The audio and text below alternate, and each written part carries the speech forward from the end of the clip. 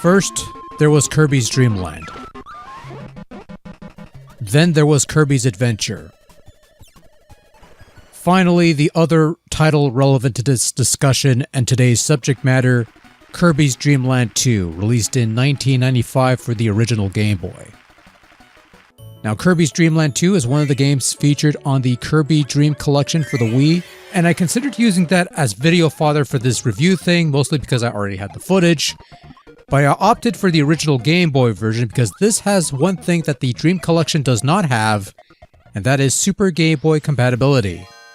Play this game on your Super Game Boy adapter for your Super Nintendo Entertainment System, and you get a special border that actually matches with the pause screen when you pause it. A special color palette for each of the various worlds, and even sampled sound effects like blowing wind that sounds like blowing wind and not whatever you normally get when you play it on a regular Game Boy or whatever.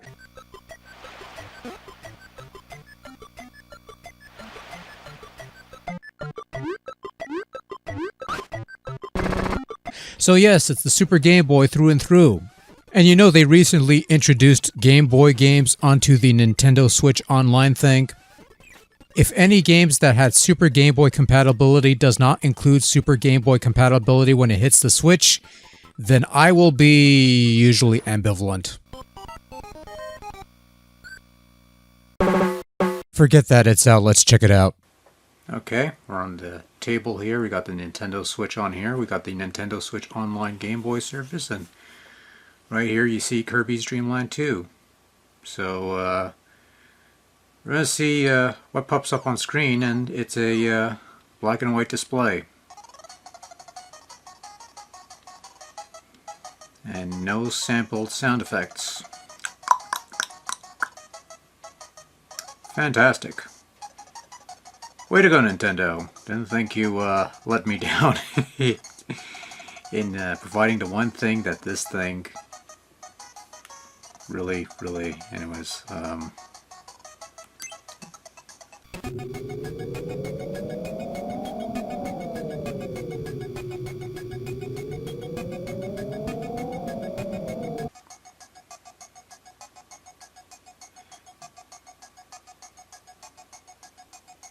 Yeah, that's mildly disappointing.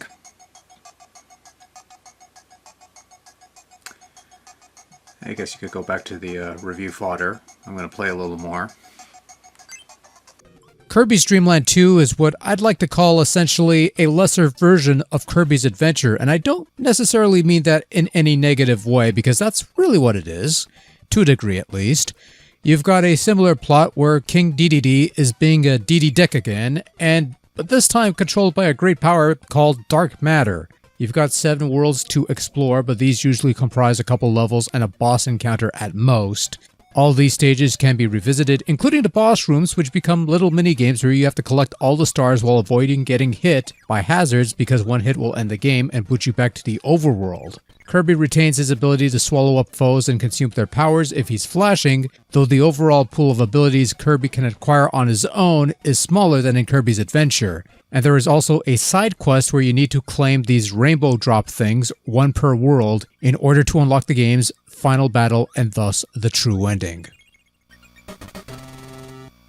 Like I said, it's basically a lesser version of Kirby's Adventure, and that's not necessarily a bad thing. Kirby's Adventure was a fine game, so why not recreate that experience on Game Boy to a certain degree? What is a bad thing, however, is that Kirby controls pretty much the same way he did in the first Dreamland game, which means he no longer has the slide or sprint abilities that he gained in his sole NES outing. And as such, Kirby feels somewhat clunkier in this game, which isn't a feeling I'd associate with Kirby's Dream Land 1, which had less to work with and it's taken into account.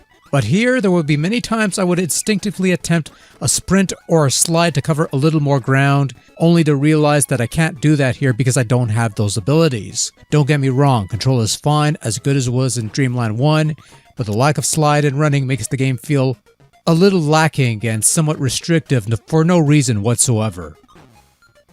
Oh wait, there is a reason. It's to highlight Kirby's Dream Land 2's main contribution to the Kirby lore, and that is animal friends. As you venture through the smaller, worse-than-ever Dreamland, you'll find your animal buddies trapped in burlap sacks and you'll need to rescue them, who show their gratitude by allowing you to ride on them, much like Yoshi would Mario after being hatched in Super Mario World. You've got 3 such animal friends: Rick the hamster, Coo the owl, and Kinda Fine. Fish, whatever. Each animal has their own unique traits that might be useful in certain situations. Rick can run fast and has better traction on ice. Coo can fly and resist mighty winds. And Kind, being a fish, excels underwater, resisting currents and allowing Kirby to suck in enemies and consume their powers, which he normally wouldn't be able to do. But naturally, Kind is almost worthless on land. When Kirby hooks up with an animal friend, his pool of copy abilities changes depending on the friend. For example, normally Kirby picks up the flame power, which lets him torpedo straight ahead, but with Rick it becomes a flamethrower. With Coo it's a nifty dive attack, and with Kind it's a fireball attack. It's through this that Kirby's power is expanded upon, and it's a way to encourage using the different animals and powers and such. If you want to ditch your buddy, you do so in the same manner you ditch your powers. You press select, and Kirby's back to being Kirby. Otherwise, you could keep your current pal until you either die or run into another. One hazard you need to look out for are these balloon things that will chase you around if you have a buddy on hand. If the balloon touches you, that animal friend is gone. But if you encounter one of these things as Kirby and Kirby alone, they're fairly docile and can be killed easily. The addition of animal friends left me conflicted in some way. On the one hand, I do appreciate the uniqueness of each of the 3 companions and how they expand on Kirby's copy set, even if some abilities were things Kirby could do without said friends, like a beam. Coo the owl is my favorite of the bunch. He flies constantly, he has a cool 3-way cutter thing and a flaming dive. Kind has his moments, like the light bulb that lights up dark rooms. Much like Kirby's Adventure, certain levels are designed with certain animals in mind that teach you everything you need to know about how they work, which is always nice to know. On the other hand though, there are times where these animal friends feel like more of a hindrance than an asset, and maybe I'd be better off with just Kirby. Shocking, I'm sure. I also don't like how, in order to give up your animal friend, you have to drop your copy ability first if you have one, and I'm also not sold on said animal friend going away altogether. At least when you drop your copy ability, you could try and get that back, but lose your buddy and they're gone for good, so you have to find the spot which has said friend captured and rescue them again. Making matters even more of a headache is that some bags have random friends that emerge at random, so you never know who you're gonna get. Sometimes you have a black goo thing that restores your health. Look, I like the idea, but the execution for me leaves a bit to be desired. Beyond that though, Dreamland 2 is a fun little game with actually a bit more of a challenge to it. Compared to Dreamland 1 in Kirby's Adventure, this was actually more of a struggle in regards to some of the levels and such. Dealing with strong winds and currents, auto-scrolling levels with dead ends, whatever this is supposed to be. I wouldn't call it an overly difficult game, this is Kirby after all, but it's not going to be a walk in the park unless you have this thing committed to memory. A couple of those rainbow rods are tricky to get. And again, control is fine, save for the lack of sprint and slide, which were sorely missed here. Game saves automatically after every level, and beating the game fully gets you an option menu with bonus games and such. Lots of fun that. Kirby's Dream Land 2 looks like Kirby's Dream Land 1, but with some new stuff added in so it doesn't look completely like the same thing.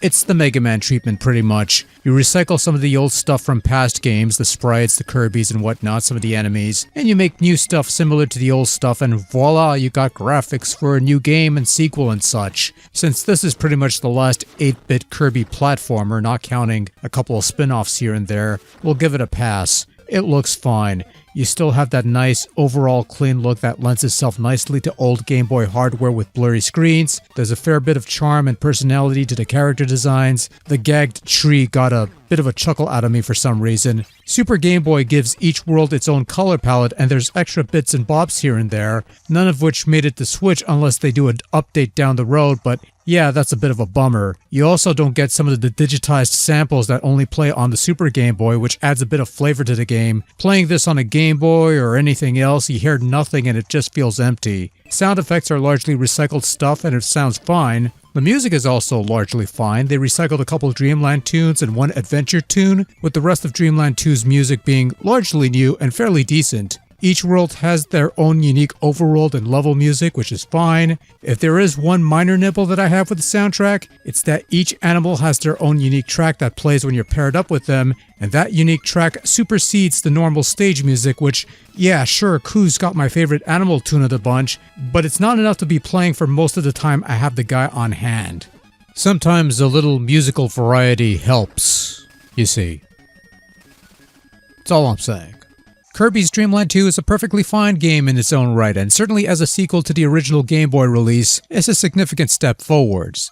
There's more levels to play, the copy ability has been brought over from the NES game, you've got animal friends to carry around, and it's all around more fleshed out game that expands on the gameplay of that original Dreamland game. However, this is also a follow-up on Kirby's Adventure, which had a couple extra bits that this game was lacking, and I feel part of that was due to the emphasis on the animal buddies, which are fine on their own, but left to Kirby's own devices, it feels like a step backwards in some ways. Other than that, it's another fine Kirby outing and a long line of them, and one that's worth checking out if you haven't already. Unfortunately, Switch Online doesn't have Super Game Boy compatibility, and that makes it kind of a fail in my book.